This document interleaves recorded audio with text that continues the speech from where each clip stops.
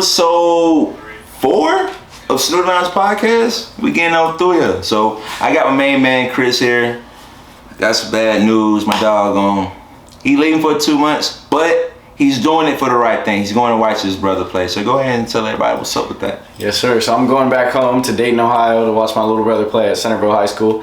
Go Elks. That's my alma mater. Shout out. Now, it makes me feel a little bit old, but so basically I'm just going there, doing a couple classes online, and then going to watch my little brother on those Friday night lights. And it should be dope because Ohio football is pretty slept on. It's a good state of football. He's gonna have some good competition, but I think little Lando is gonna do his thing. So I'm excited to go back home, see some familiar faces, but I'll be back here and we'll keep this podcast rolling. We're still gonna graduate on time. So yes, sir. Of course. I know what's up. So, but when I went to the crib this weekend, it was pretty dope. I saw it was how am I catching a brain fart that bad? But it was birthday bash, of course. So NLE Chopper, Nardo Wig, of course CMG came in there. And for the folks who from, old school Atlanta, Rich Homie Coin and J Money, third name, last name, I'm talking about that futuristic talk. So what we're gonna do today, we're gonna talk about some Battle of Atlantis, mention somebody in the NBA who's been very, very naughty.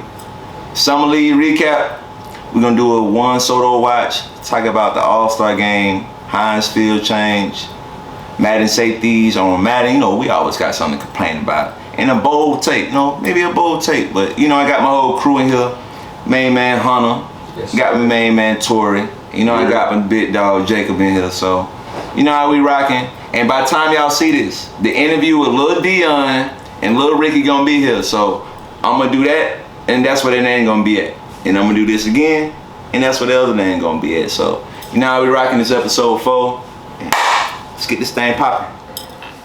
Hey, what's going on? Welcome back to Snoody podcast. You know how I normally do it. When it's a topic, bring some more folks on. But this time, my dog Jacob was in the background last time giving his topics. But now my man's in the bit league on his chair. So, how you doing, Jacob? I'm doing all right. How about yourself? Pretty good, man. So tell me where you from and what teams do you like? Well, I'm from Houston, Ace High, but we're repping the Tennessee Hats right now. My family just did move out there. My family, or at least my dad's side of the family, is from Kansas. So we about to talk about the Kansas battle for Atlantis versus his Dayton Flyers, which personally, we'll get into that. All right, let me go ahead and punch that one in. So what we about to talk about is the Battle of Atlantis. It's in the Bahamas. I did a cruise in middle school, but I don't really count that as me having fun because I was in middle school or something like that. So the team that's gonna be there is the old team won back in the day, NC State. That was like in the 80s or something like that. We got USC, who we know about. It's more like college football back in the day. Who I know about Kansas Jayhawk. Not gonna make a joke because Jacob right here. BYU. I mean, it's BYU. Why do you need to make a joke? I'm gonna leave that one alone. So then we got Butler. We're the champions, bro. You don't need to make a joke. Yuck. And then I'm gonna leave it lightly. Is these guys are in there too. So Tennessee is there, and also we got Big Dayton around there too. They got an interest in there too. So I'm gonna let them give this soliloquy. I'm gonna let them give their little piece, and I'm gonna do like Molly on first, second, just sit back. Chris, punch in. Appreciate you, Rodney. So, Battle for Atlantis, obviously, if you guys don't know, it's a college basketball early bird tournament that takes place over Thanksgiving. You guys know it's feast week where college hoops is really popping. And this is a loaded field, guys. I mean, you got teams that should be ranked. All 3 of our teams should be ranked in the top 25 at the beginning of the year. Dayton might get the worst of it just because the name doesn't carry as much weight as you guys. But watch out for those Flyers, right? So, if we look back to last year, Dayton 24-11, not a bad record, was the youngest team in all of college basketball, but still barely missed the tournament by a potential 1 game. And now they return 6 of their top 7 scorers on a team, like I said, almost made the tournament. Dayton has one of the best front courts in the nation with Deron Holmes II, could potentially be a draft pick, and Toumani Camara leading the charge. You have Holmes, who's a 7-footer, averaging 12 and 6 last year, and he was just a freshman, the highest rated recruit in Dayton basketball history, number 50 in the ESPN Top 100. Nice. And then you got Toumani Camara, who's a Georgia transfer, actually came to Dayton and has been going off. 10 and 7 was his average for last year. And I'm also excited to see the point guard Malachi Smith in his sophomore season. He averaged 9, 5, and 6. 6 assists, that is. So, potential triple-double machine. And then, this is essentially the same Dayton team that beat Kansas last year. We had, obviously, if you guys didn't see, the Kansas Jayhawks came into that tournament in Orlando, really in the crib right now, and Dayton beat them. Ooh. Dayton was an unranked team who was 2-3 at the moment, and they came in and beat the Goliath, which was Kansas. And now Kansas, who lost 4 of their top 5 scorers, comes in with no experience. And Jacob has a lot of stuff to say about that. He thinks that Kansas team, who we beat last year, can survive against the Flyers, who return everybody. I don't see it happening. Yeah, that same Flyers team. Where were they? NIT? Yeah, they were in NIT, but what does that matter? It's a new year. Yeah, you guys won the national championship. We beat the national championship. So what? Just shows that we probably should have been in the tournament. Ooh. Go ahead. Ooh. You watched your team respectively. I watched my team respectively. Exactly. I watched every game. We were down either in the first half or we were down in the second half. We were either first half, second half team. It didn't matter. That team just was a roller coaster ride. I had no faith that we were going to make the championship game. I had faith that we were going to, that was the highest that we could go. Oh. But I said I didn't want to pick in any of my brackets then past the second round. I'm happy that we won it, but I'm not going to.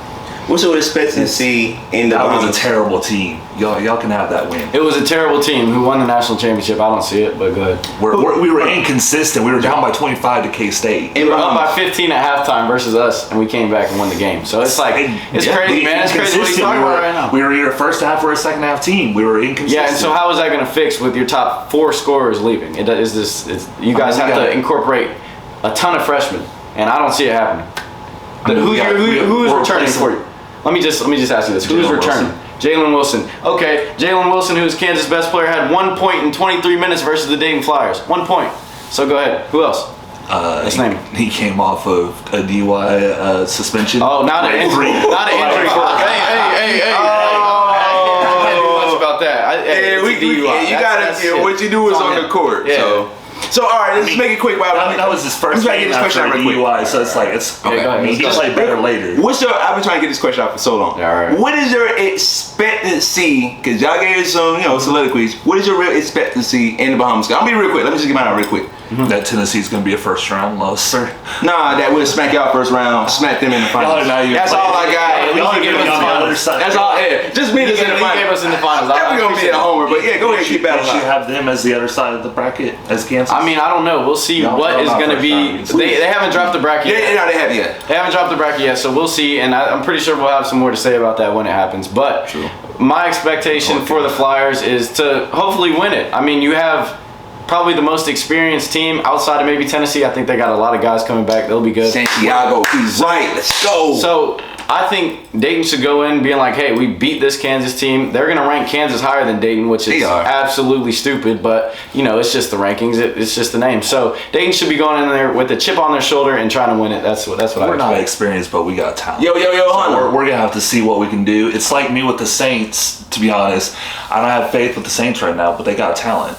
I have to see what they have to do first. What you expect, Hunter, at this tournament that we're talking about? I think Tennessee gonna win it. USC, and that's perfect. That brings us to USC. Tennessee. Oh boy, what? Let's go! Let's go! And they ain't had to pay for that at all. That was all for free. Let's go. Free publicity. But yeah, any last comments y'all have on your teams, expectancies? You really expect to win, or any more comments or good stats or something else y'all want to put at each other before we go out of here? I mean, not really. We're just going to have to wait and see. It is going to be a wait and see thing. I'm not going to lie. But, I mean, I have the highest expectations for this Dayton team because I know what they can do. And you're going off of hypotheticals. So we'll see.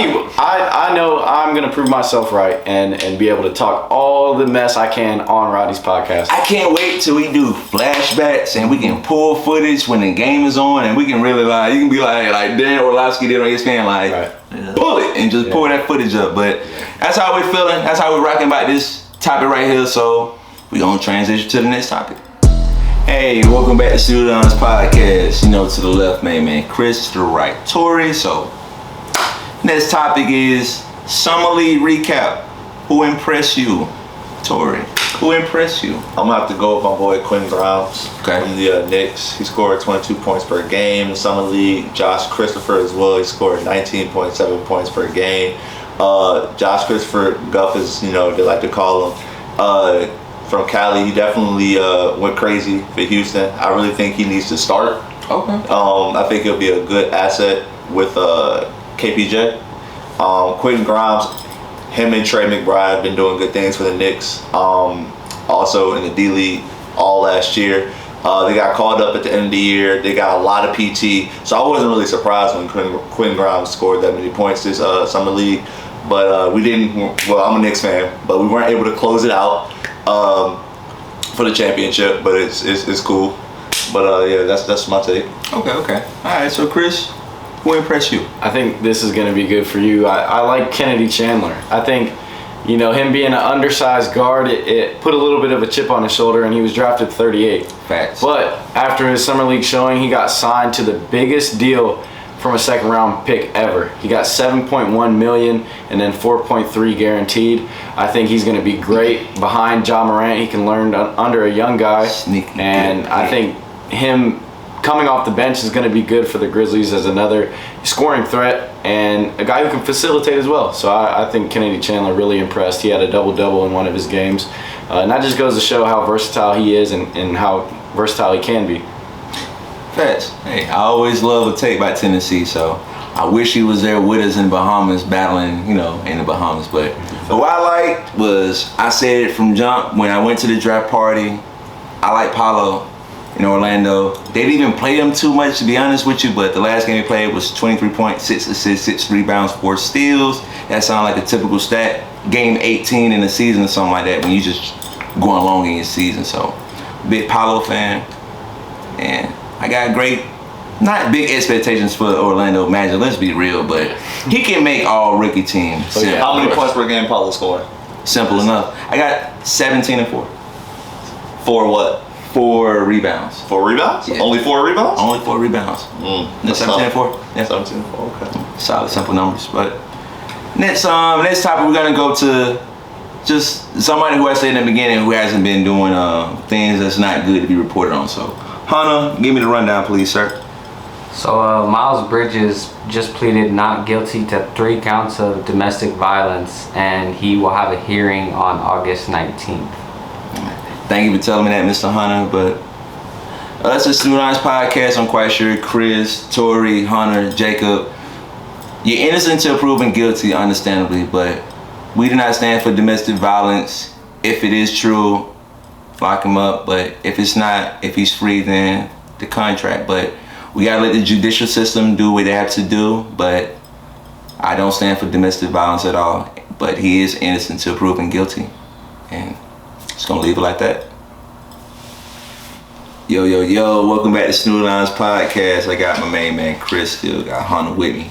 But what we're gonna do this time, we're gonna do the Juan Soto watch. He was going out there at the MLB All-Star game, but he did turn down a big contract. How much money was it? $440 million.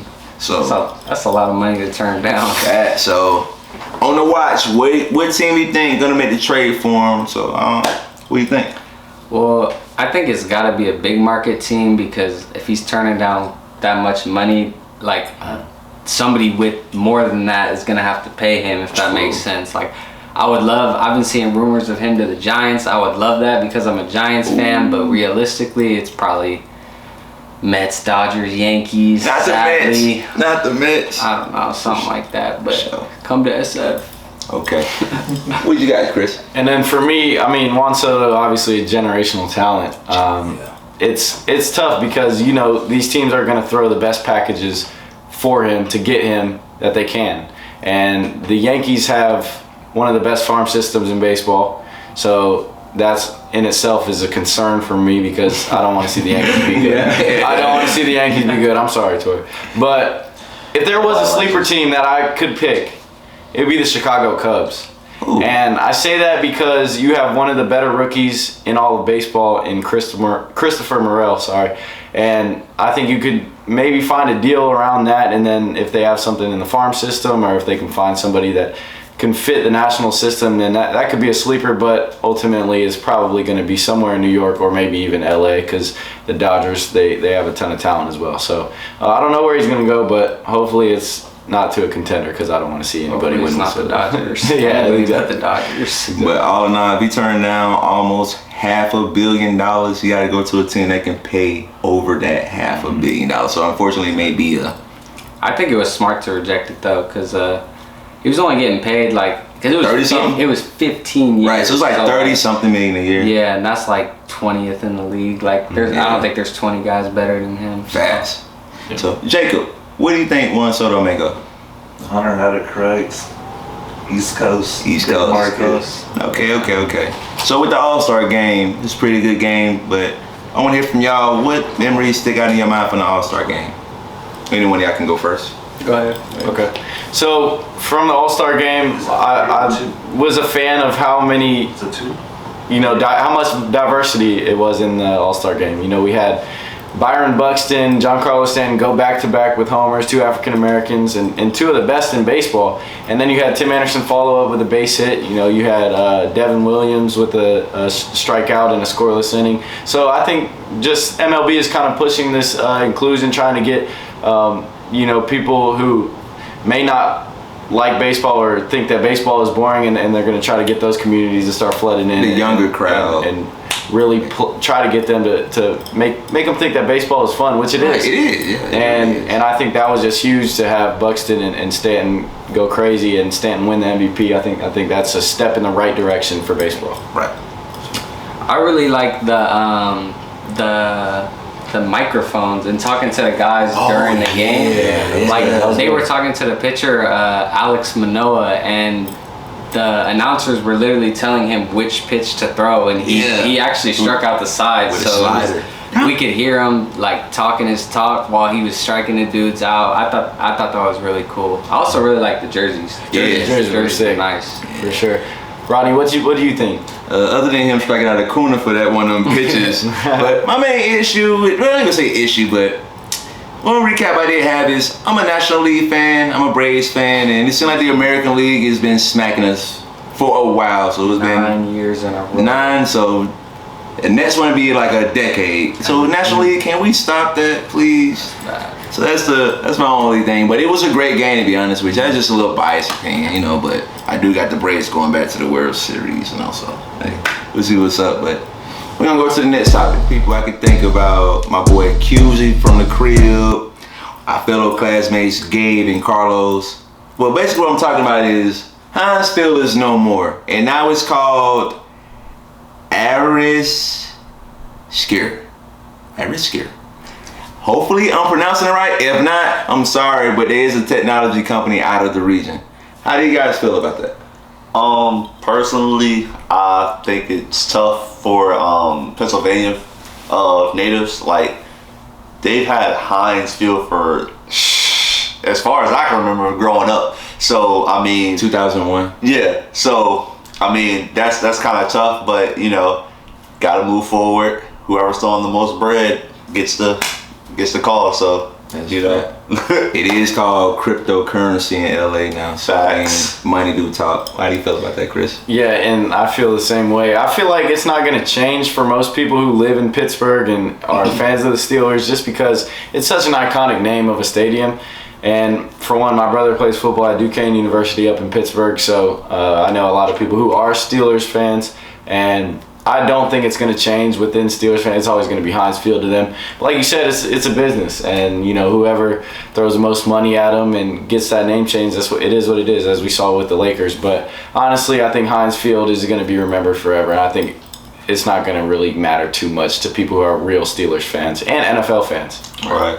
As long as they got the terrible towel, as long as that's not going nowhere, it'll be okay. But a fun fact about Heinz, the brand, it was started in 1869, so it was a very long time ago. But next topic, I always ask in every interview, I'm always talking about as a kid about video games. We tried MLB the show the other night. We did a 2-on-2. I'm not gonna say who won or lost the game, even though somebody won and somebody lost. So, all right, let's go to Madden ratings. Let's go to what you like, what you don't like, and who was overhyped. Shit, I joking around. I like that.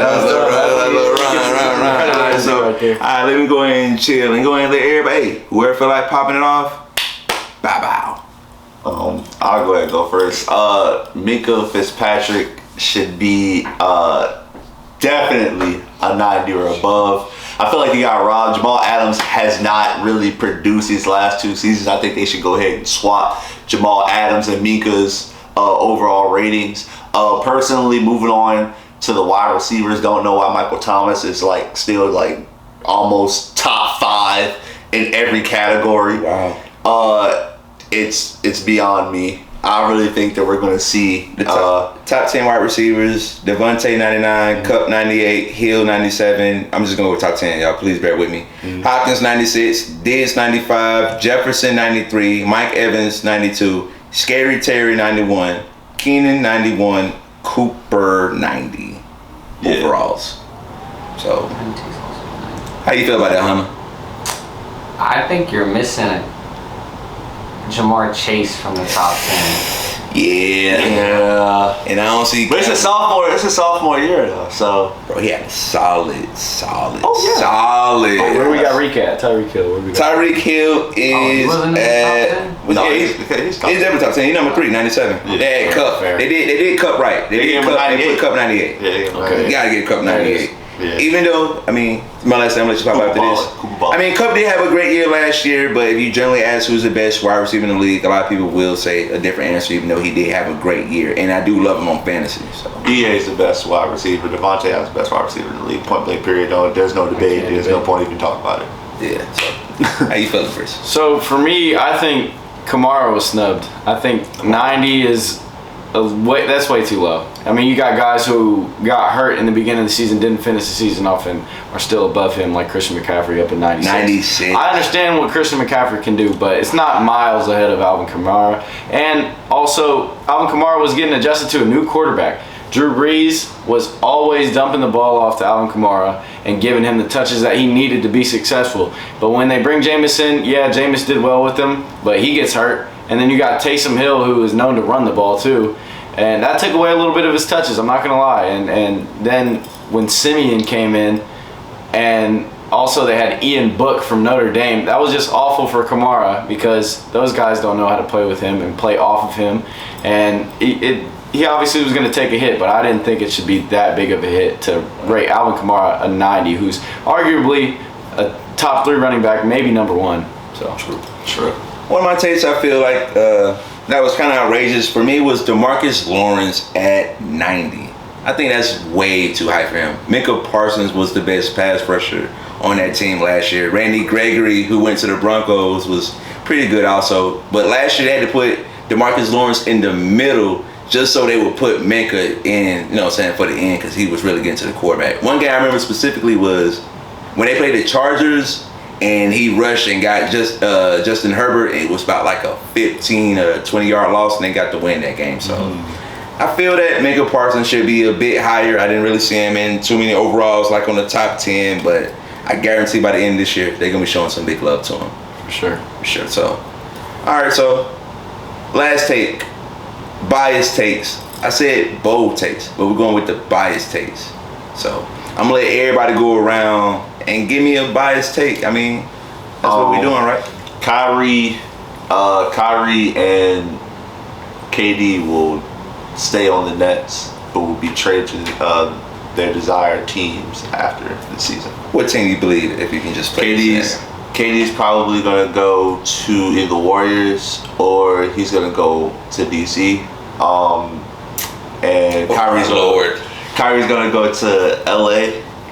Or he's just going to stay there with the Nets, to be honest. Because if KD leaves, then Kyrie has no other choice but to stay, because he's not going to leave a solid team. That team is actually pretty solid. If he goes anywhere else, it's either going to be the Lakers or it's going to be a throwaway team just for money.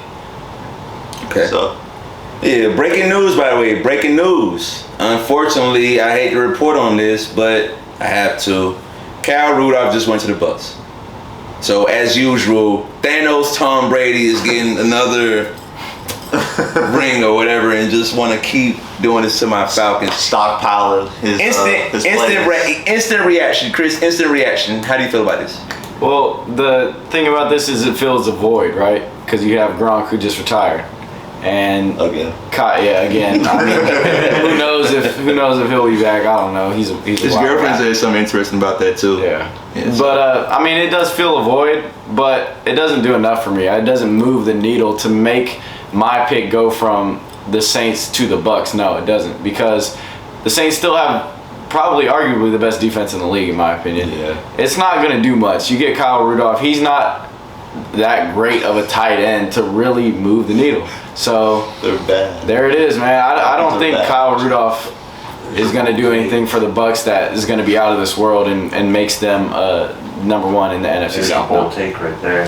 How is that a bold take? It's not a bold take. Not a bold take at all. It's a great It's take. not. But Hunter, give me a bold take for you. Give me a bold take for me, bro. Bold take and a biased take. Yeah. Nah, not so much bias, but Jameis Winston will be your 2022 NFL MVP. He's got the weapons. He's got the team. It's all up to him. I gotta take So it's MVP or cut, huh? It's MVP. MVP. MVP And or cut. if he wins MVP, you know we're gonna be good enough to Oh, yeah, play yeah. well. yeah. So I don't even need to go into that. Mr. Steiner, give me a biased take, please. I mean, he knows it's true. Kansas gonna win the national championship. Not the Bahamas, though. Alright, so Y'all are not gonna win the Bahamas. my bold take, I got it too. One bold take is Tennessee is gonna win every game by 7 points cleared in the Bahamas tournament. Every game we're gonna win is by 7 points plus. On the way You know to the what? championship. Hey, they did that. Are we mentioning it? Every game. Every game, 7 points 7 plus. points plus. Every Might as well game. bet the spread for I might have to bet you on that one. Chris, he said every game that they win. That means Every oh my goodness. Oh, if they don't win the game, then I guess This it's podcast is still gonna do a whole 360 if they don't win Hey, when we win by that 7, I say run that tape. It's gonna be alright. But as always, I appreciate everybody here. It was Hunter, Mr. Jacob, dog Toure, Chris. I'm gonna let everybody do some shout outs and everybody gonna say some shout outs. So we're gonna go from left or all the way around back to me. So I'm gonna let Chris go ahead and pop this off. Yep, so obviously we said I'm going home for, a couple months, and this weekend I'm really looking forward to going to watch the basketball tournament that's at UD Arena. My Dayton Flyers alumni team is playing on Sunday, so hopefully I can go there, check it out in the stadium. It's going to be good to see a lot of those old Dayton players play and try to compete for $1 million. If you didn't know what that was yet, the TBT, they play a tournament for $1 million. So hopefully they can bring home that bread, and I'll be rooting on them. So shout out to the Flyers, TBT, the Red Scare is what they're called, and it should be good. Looking forward to that. Mr. Hunter, shout out. I'm just gonna shout out to the homies back home. I'll be there tomorrow actually, so it'll be good to be back. You leaving tomorrow? Yeah, I'm man. leaving Yeah, everybody leaving. Yeah. I'm just leaving. What up, Jacob? Got a couple shout outs out there for me? no. No shout outs, Mr. Jacob. Okay. Follow me on Instagram at Givens on the call. That's Givens on the call. Spelled regularly. Shout out to everybody in the 804 grinding, doing what they gotta do to get out. That's right about it. Sure. My shout outs is gonna be to 229 Albany, Georgia, where I'm from, and also shout out to Atlanta, my home. It's so debatable. I was born in Albany, but staying in Atlanta since 7th grade. It's like both my homes, and I also want to give a shout out to Lil Dion and Ricky for blessing me with an interview. Hopefully you guys like the interviews, and we'll be on some Vlad and Boosie. Like y'all give me like them recurring interviews, and I'm looking forward to doing more interviews. And I like doing content like this, debate, chit chat, my guys. Already know. Talking this smack. I love God. I love all my guys, and that's what we're doing. That's how we rocking. We out of here.